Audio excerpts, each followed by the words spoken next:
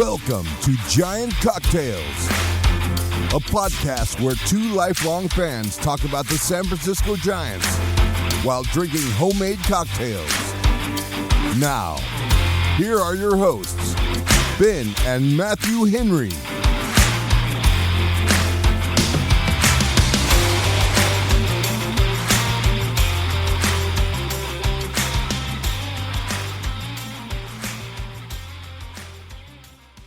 Hey there, cocktail enthusiasts and baseball fanatics.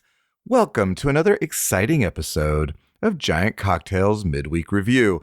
I'm your host, Matthew Henry, the Sultan of Sips and Swings. And with me, as always, is the one and only Ben Henry, Grand Vizier of Vintage Spirits and Sultan of Slugging. Today, he's sporting a dazzling crown made entirely of cocktail olives and wielding a diamond-encrusted baseball bat. Talk about style. Let's dive into the latest in Giants baseball and mix up some legendary cocktails. Play ball and pour a drink. Cheers, Grand Vizier. How you doing? I'm doing great. I love Grand Vizier because Vizier always makes me think of like something that has something to do with fire. It's like a campfire for medieval people, or it's like a Weber for for people in castles. Right? Okay. Yeah. If you say so. Yeah. I just remembered how to pronounce it because I used it once before, and so Right. I was really pleased with myself that I actually knew how to pronounce it now. Right. ChatGPT just keeps repeating things. I think I might need to tweak it a little bit and try and get it beyond royalty. I don't know. It's just Maybe. back in the day, ChatGPT would just come up with all these things. You were like a businessman one day, and you were like, I don't know. Just now, it's just all royalty and. I mean, do you use the same prompt every time you do it? I do. Yeah, that might have something to do with it, Matthew. Like, okay. Garbage in, garbage out, as they say. Yeah, but I have tweaked the garbage lots of times, and it just keeps spitting out garbage. I don't know. Maybe I need to just user start over error or something. Is another possibility. The ID10 yeah, problem? Yeah, exactly. Computer illiteracy. General, just low IQ could also be. That is also a possibility. Let's not count those out. Yeah, but I'm going to go yeah. with it's ChatGPT's fault. Yeah, that's fair. I think that's good. Like, we'll blame all our problems on AI from now until the rest of forever. We could also blame it on booze. What are you drinking, Ben? Oh, well, thank you for asking, Matthew. Today I am drinking yet another sweet vermouth cocktail because I'm trying to get rid of this bottle of sweet vermouth. And today I looked at it, Matthew, and it looks like it has about 2/3 of the bottle left. And I swear to God, it's like it's getting more full the more I use it. I don't know what's happening, but it's the fountain of youth at this point. It's getting frustrating. It's getting frustrating. Anyway, today I am drinking the Martinez, a classic cocktail. I don't know if this is true or if I just made it up in my own brain, but some people say it was invented in the Bay Area town of Martinez. Some people also say that it's the precursor to the modern martini. That is correct. That is correct. And I don't know if any of that's true, but I do know this. It has 1.5 ounces of gin, 1.5 ounces of sweet vermouth, a 1/4 ounce or a bar spoon or two, depending on your bar spoon size, of maraschino liqueur, and then 2 ounces of Angostura bitters. You take all of the ingredients, you combine them in a mixing glass with ice, you stir to your desired dilution, you then strain that into a coupe glass, and traditionally, again, you would garnish this with an orange peel, unless you're awesome like me, and then you do 3 Luxardo cherries. It is a very spirit-forward cocktail with a slight hint of sweetness and, of course, a bitter finish, both coming from the sweet vermouth.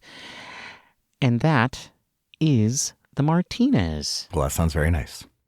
It is very pleasant. I'm actually enjoying a lot of these very spirit-forward sweet vermouth cocktails. I don't know what's happening to me. Getting old. What's happening? What are you drinking? Yeah, thank you. I'm drinking a cocktail that I made today on the spur of the moment that I'm calling You're a Banana. You're a banana. You're a banana. And originally I called it a Euro banana because it has a couple of different things, but that didn't sound as fun as Euro banana. So that's what I'm calling it, Euro banana. And what's in a Euro banana? Well, it's got 1.5 ounces of cognac. It's got 3/4 ounces of banana liqueur, a 1/2 ounce of creme de cacao, 1/4 ounce of Averna, and 1 dash of chocolate bitters. You combine all those into a mixing glass with ice, give it a good stir, and then for about 30 seconds, and then strain it into a chilled Nick and Nora glass. Garnish it with a banana slice and or a brandied cherry. And you got this it's a sweet, like digestif, if you will, that's actually kind of nice. And it was my first stab at it and everything, and I think it's a winner. I'm going with it. So that's what I'm drinking today, a Euro banana. You're a banana. What are we talking about today, Ben? Well, today the Giants debuted another player. And if you're thinking that the Giants have debuted a lot of players over the last 2 years, you would be right. In fact, they have had the second most major league debuts in the major leagues over the last 2 years. And today, as we record this on June 26th, it was Hayden Birdsong. So we're going to talk a little bit about Hayden and his debut. Then I think we're going to talk about, Ben, that in case you missed it, the Giants have won 3 in a row. That's what they call a winning streak. Indeed.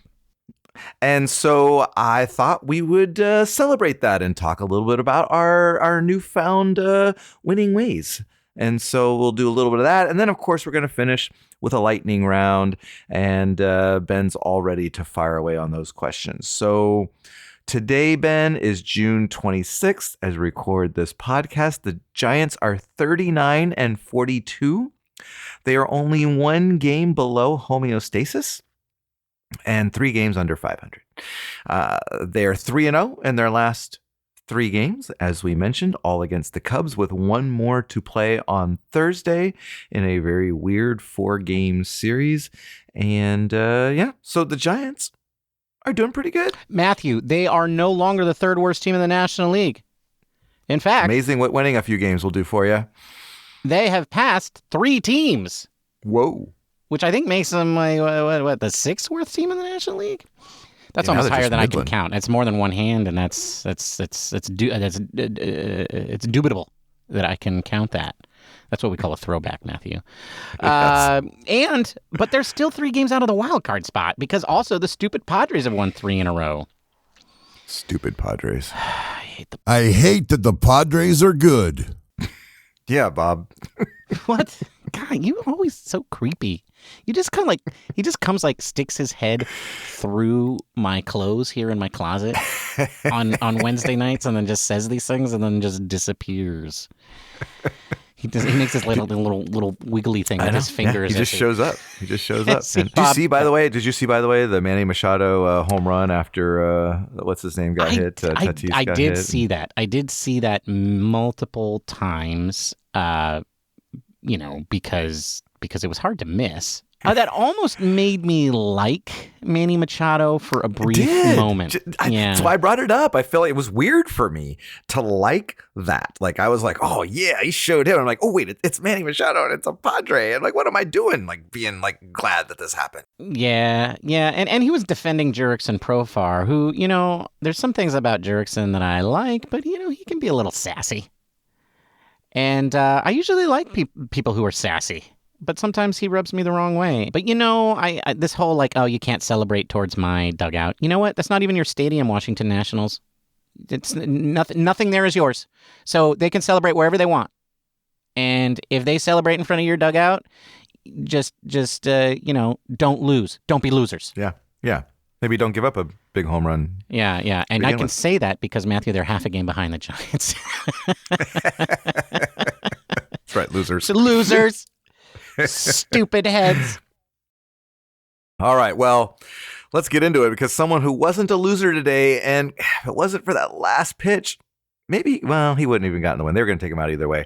But Hayden Birdsong, 3 runs over 4 2/3 innings, right? I mean, he really good debut, I thought. And I feel like this kid could be a difference maker. Well, I'll tell you what, Matthew. So first of all, he could have won the game. If that guy had swung and missed at that pitch, that would have been the end of the fifth inning, and then they would have been leading 3-2, and Correct, he yes. could have won the game from there. So it was definitely possible, but no, it didn't happen. And I really like this debut. I thought it was a very strong debut. I really enjoyed the inning where he gave up two like really rough singles, and then struck out the side.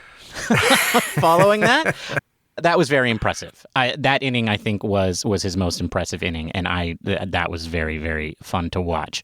And he looked dominating at times. He did. And Fleming called this out on the TV.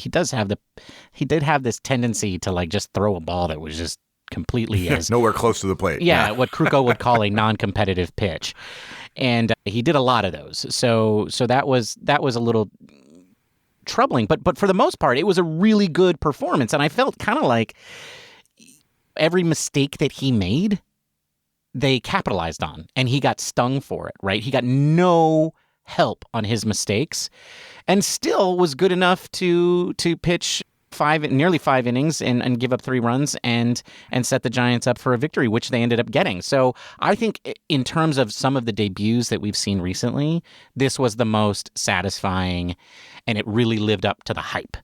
Yeah, no, I agree. I felt like, compared to the debuts that we've been seeing, there didn't seem to be, the nerves that you see. He didn't get like this bout of wildness where he walked everyone and was struggling, and you never felt like he was out of control. And for me, it was great that he got off to a great first inning. Like, it just seemed like he set the tone very early, and so it gave, I think, him some confidence. I think it gave his team some confidence, and so it was a really good start, and it was fun to watch. I like that. I'm looking forward to seeing a lot more of Mr. Birdsong. Me too. If you look at like some of his stats this year, he's done really well. I mean, he got called. He started the season out in AA in Richmond, where he was 4-2 with a 2.05 ERA, and let's see, he had 61 strikeouts in 48 1/3 innings. So he was dominating there. Gets called up to AAA, 9 innings, 14 strikeouts in 9 innings there. Called him up mainly because they needed him, right? I mean, he wasn't even on the 40-man, but they needed him, and so he got the call. But he's also been one of the top prospects for the Giants over the last year. Definitely knows how to get a strikeout, as we saw today when he needs it. And he just seemed like a good old boy that was throwing, and it was fun to watch. And I wonder though, like, how he will fit in as we go through the whole season when we've got guys like Keaton Winn and things like that. Where does the pecking order fall? And particularly if he has a couple more starts like this. I think that's a really good question, and I think the sky's the limit for him. Like, he doesn't ever have to go back down if he keeps pitching well. There's no reason to send him back down if he keeps pitching well. And I think the name that you made, I mean, that's probably going to be at the expense of somebody like Keaton Winn when push comes to shove. And if he can continue in that direction, he adds just another name to the long list of names that can help solidify this pitching staff, which is in a huge state of disarray right now. So, and I'm not saying he's going to do that. In fact, the odds are probably that he isn't, right? Like, young guys tend to struggle. But if he doesn't, I think he can stay on the team for as long as possible, and then probably once everybody else comes back and he becomes the odd man out, then he could maybe switch over to the bullpen, or maybe that's the point where he finally goes back to AAA and one of these other guys fills the spot in the bullpens. But again, as we also know, people get hurt all the time. So it's nice to have another name on that list who you can rely on. And now you don't have to. The Giants will keep going back to this well because he's on the 40-man. Yeah. I think what is very interesting about this maneuver is it does add yet another one of these pieces who are very important to the Giants to the 40-man roster, making the 40-man roster just even tighter, right? Like the Giants let go of Burgos, who pitched in 2 games and was called up primarily because he'd been pitching so well in AAA, right?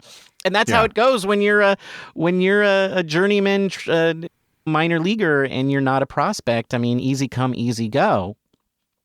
But at some point, the Giants are going to have to start making choices. Oh, they're already to the point where they have to make choices like that. But at some point, these choices might get really difficult. Agreed. And I think that's where the trade deadline coming up might be a solution. It wouldn't surprise me to see some movement there, because they do have all these like 40-man roster stuff that's going to be an issue.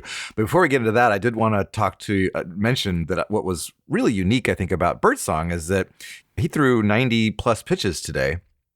And that's something that he'd been doing in the minors. He threw in his previous start, he threw 91 pitches. And so here's a guy that was stretched out, could go 91. Unfortunately, his accuracy didn't allow him to go into the 6th or 7th like you'd like. But it's kind of refreshing to see a young guy throw a lot of pitches, though. No, I mean, I was just complaining about this last episode, right? I mean, when Mason Black came up, he was like on a 70 pitch count limit, which seems to be where a lot of these guys had come up from. I mean, I think that's even where Kyle Harrison was last year, and it's annoying.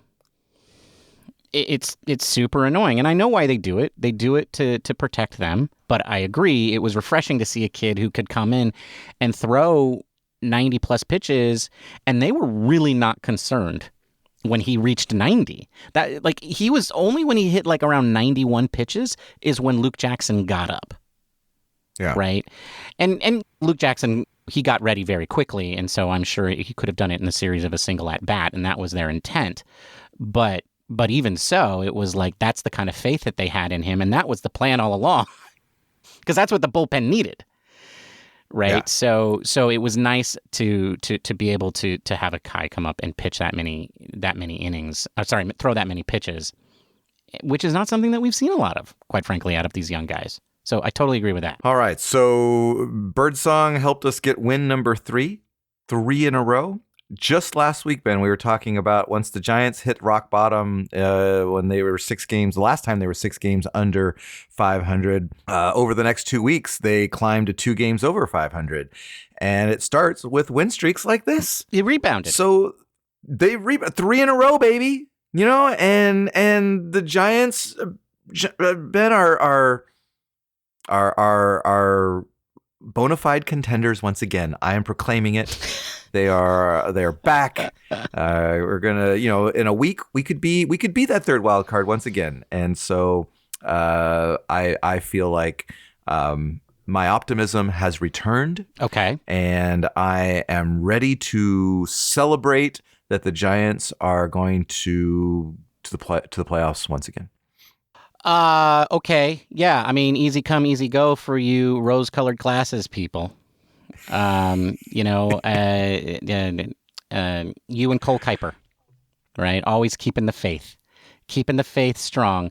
No, I mean, look, we talked about this last episode, right? This could happen. Like all you need to do is go on a little bit of a streak, and this could be just a course correction, right? They dropped below homeostasis, but they hit the limit. And so now they have to bounce back up towards homeostasis. And we haven't talked about it at all on the show. Today marks the 81st game of the season.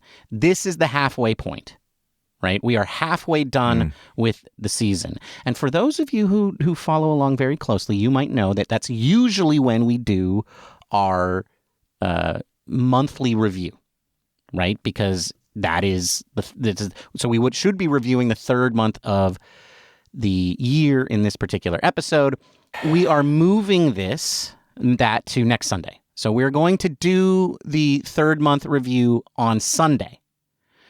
But since we are at the halfway point, Matthew, and since the Giants are now contenders, you have proclaimed them as such, and July is only, I don't know, a spit away. Is that what it is? Like you spit some stone? A Hak Tui away. Isn't it like you spit like the stone of a fruit or something? I don't know. Oh, It's a loogie. It's a one loogie away, as you said. It's a loogie away, and so July is a loogie away. So Matthew, that means it is time to start talking trades in earnest. It is time for us to come up with crazy trade ideas. It's time for us to come up with completely and totally reasonable trade ideas, none of which the Giants will do. But instead, they will do some other random thing off to the side and do something ridiculous and get somebody that we don't care about and have never heard of, who might turn out to be the next J.D. Davis, or who might turn out to be the next... Well, I don't remember because they're so unmemorable. Mike Ford. Mike Ford. And so you mentioned Forever Giant, Mike Ford. You mentioned that the 40-man roster is in disarray. Not disarray. It's complicated, right? It's complicated. Yes, it's getting a little crowded, Ben. And so I thought maybe that there were some crazy ideas of like things that we could do to relieve the pressure on the 40-man roster while simultaneously increasing the excitement of the team to the fans and taking advantage of a very weak trade market. Weak on the player side, not weak on the buyer side, weak on the seller side. And so I have some ideas, Matthew. Okay. All right. All right. What is your idea? Well, one crazy idea is that we start trading some of our so-so position players. I'm thinking Austin Slater. Okay. Right. And I know you're like, who would want to trade for Austin Slater? Well, here's my theory, Matthew. Like, first of all, the trade market is really bad right now. It is right. So Austin Slater could be a gem. That's right. There's people who might be willing to take Austin Slater as is, given what he's doing. Right? Throw in a bottle of like Johnny Walker and you might even get something back for it. That's right. And quite honestly, the Giants really don't care if you pay his salary or not, but that would be nice. That would be, a little gravy on top. But what the Giants are really getting out of that is they get to open up a 40-man spot because you trade for some kid who's not on the 40-man, right? Right. That's what you're trading for. And then that allows, people like Luis Matos to come up and fill that spot. So we get Matos onto the 26-man roster consistently, and he's hit a home run today, Matthew. So he's ready. He's done. He's clean. I guarantee it. Matos is going to be, he's the next big thing. All right. Yeah. So anyway, that's my crazy idea. Trade the guys who are maybe not doing quite so well. Okay. I could see that. I could see a guy like Nick Ahmed being moved, to be honest. I could see Nick Ahmed. Okay, you're right. That is tradable. Yeah, I mean, if you need a defensive shortstop, I don't know if there's a lot of need out there for that, but sure. Yeah. So I just I feel like he'd be someone that you got Wisely now is playing a lot of shortstop because of his bat and is playing pretty decently defensively. Ended the game today with a hot shot right at him and made the play. And so I feel like that he could be someone. So if you're talking about crazy trade ideas, I think Nick Ahmed on the move could be something, which is kind of ironic because at the beginning of the year, shortstop was such a question mark. But maybe your favorite player, Brett Wisely, has solved that problem. I think that's a lot of pressure to put on one Brett Wisely's back, but I'll grant you that. Okay, so I have another even crazier idea. Okay. So because there is a lot of parity in the National League, I was thinking that the Giants could trade a strength for a strength with a team who they are not going to face again this year, right? So you just trade with one of your enemies, right, who you're fighting with for a playoff spot. But because there are so many of them that you're fighting with for a playoff spot, it's better to make yourself better so that you become better relative to all of them rather than just worrying about how you made one of your competitors better.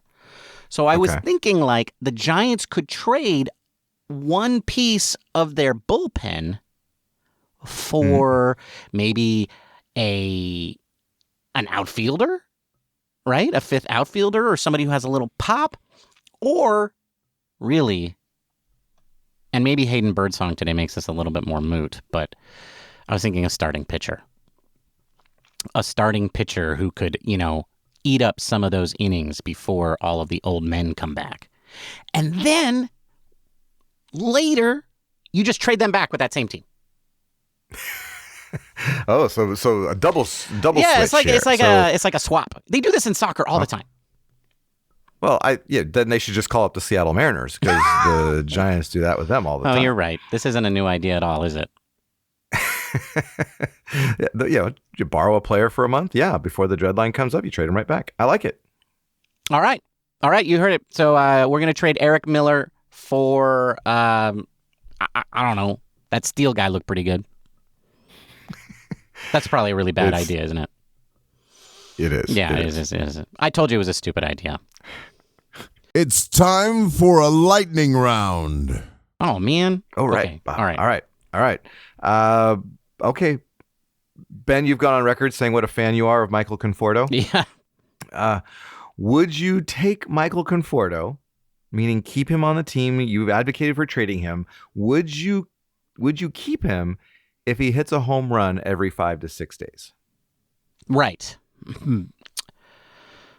Well, that's a good point. And that's basically all he does. Right. So, that's his. Okay. Well, hang on. Let me do some math here, first of all. Because totally I would trade Michael Conforto for a bag of chips and an open 40-man roster spot. I absolutely would. I mean, my heart wants that because he is so boring to watch. But then he hits a home run today. He hits a 2-run run. Yeah. Into the deepest part of the yard.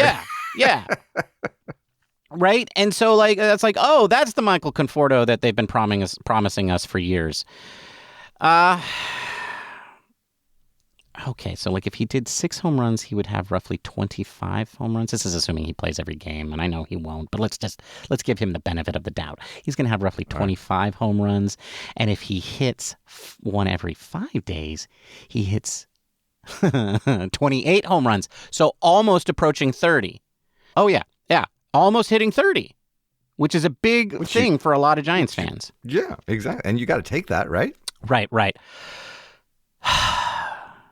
Yeah, I guess. I mean,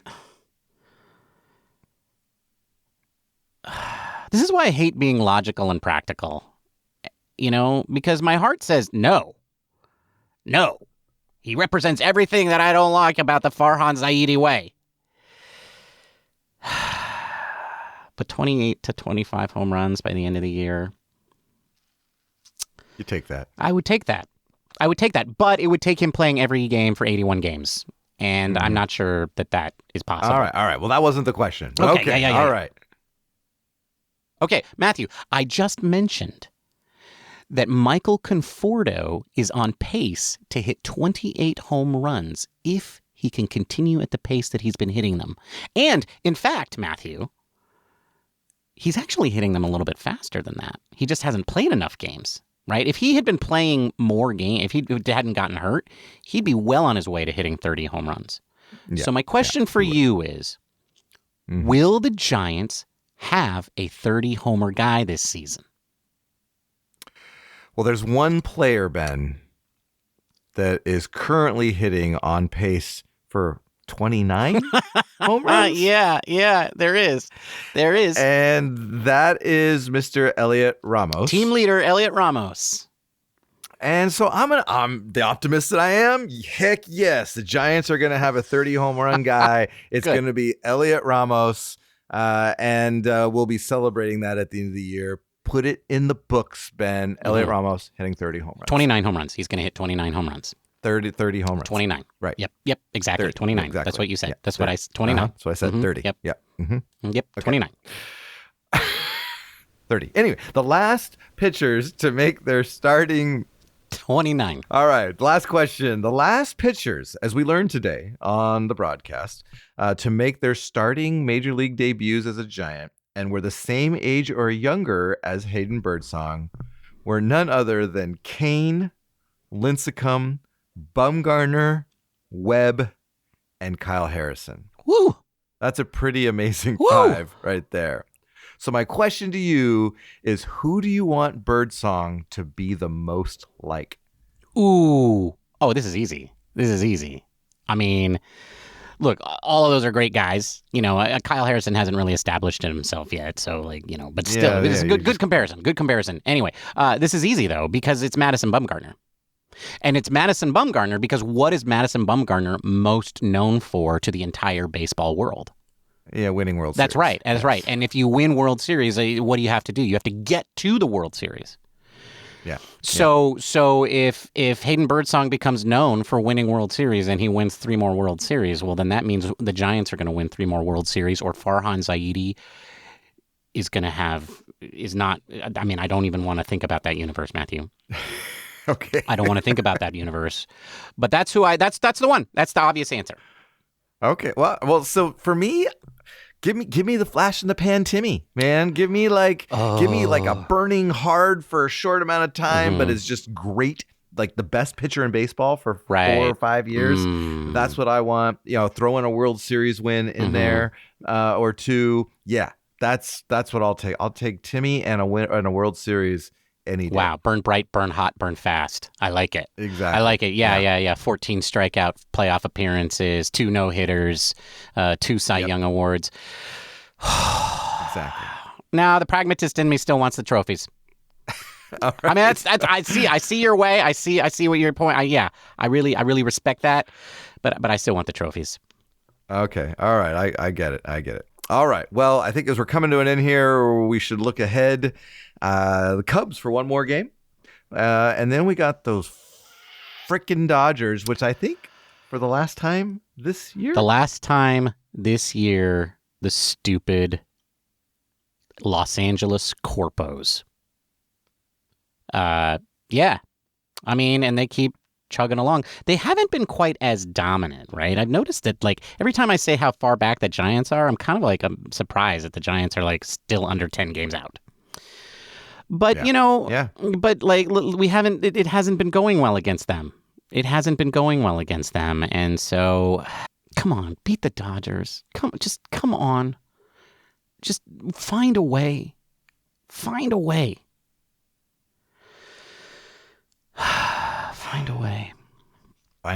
All right. Well, hopefully they find a way. Notable players who played for both the Dodgers and the Giants: Cody Ross, Sergio Romo, and F.P. Santangelo. FP. Frank Paul. That's right. He's a forever Giant. So. Cody Ross was a Dodger? He was. Huh. Jeff Kent. Yeah, I think we already talked about him last time. Oh, did we? So I went for some more obscure ones. Did we? Did we talk about Oral? We did. Yeah, those are the low-lying fruit ones. God. Yeah. It's miserable. Forever Giant or Horsehead. Shut your mouth. Shut your mouth. That never happened. This is a lie. And that's a wrap on the midweek review, folks. Thank you for joining us. We will be back on Monday with the big show where the cocktails will be stronger and the rants will be longer. If you can't wait that long to get your fix, feel free to reach out to us on the social medias. You can find us over there on the Rainbow Picture Place and the Squiggly Swirly A Place, where we go by the username Giant Cocktails. You can also find us on the seething cesspool that is once known as Twitter, and also Mastodon at the same username. And don't forget, you can also listen to us on YouTube, so run over there to like, subscribe, and comment. But most importantly, be sure to leave us a positive review at your podcasting platform of choice, aka Apple Podcasts or Spotify. Matthew, You were reasonably well informed today. Keep up the good work. Cheers, my friend. Cheers, Ben. Goodbye, everybody. Goodbye. Thank you for listening to the Giant Cocktails Podcast. Until next time, bottoms up.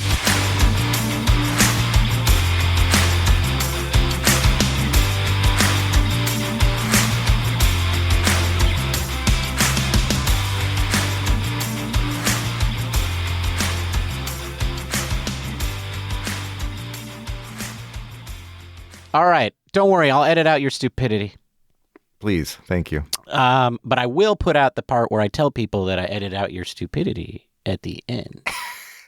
But no, Okay, they'll fair never enough. know. Fair enough. They'll never know. They'll never know what the stupidity is, but they'll know was. that they But you edited just have to something know out. that Matthew was stupid, which goes to show that's why ChatGPT keeps doing the royalty thing, because Matthew doesn't know how to make it do otherwise. Oh, jeez, man. Yeah. Stab me in the back. Jeez.